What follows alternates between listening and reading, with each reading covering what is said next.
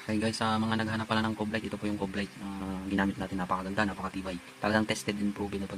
Kasi ilang 1 year na po yata may gito nung kinabit po to. Tapos ganito pa rin po yung kanyang ilaw. Hindi po talaga siya nagbago. Tapos wala kang maano na pagbabago sa kanyang quality talaga. Quality talaga tong Coblight na to guys.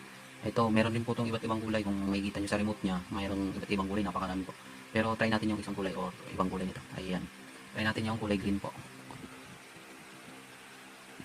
Ayan po. Kita nyo, o yan.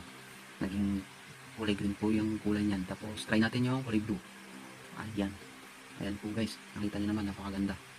Try po natin itong ibang kanyang picture. Ito, tulad nito yung fade po. Makikita nyo po kung gano'ng kaganda po itong fade na to. Ayan. Ayan po. So, ayan. Nag-iiba-iba po siya ng kulay ng dahan-dahan po. Yan po yung favorite ko ng fade na to. Tapos itong, yung isa rin po wala smooth.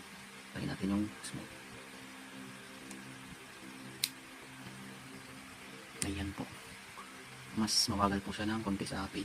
Kaya po siya, doon ko po tinututok kasi meron po siyang sensor doon sa dulo na yan. Andun po kasi yung kanyang sensor para dito po sa remote na maliit nito.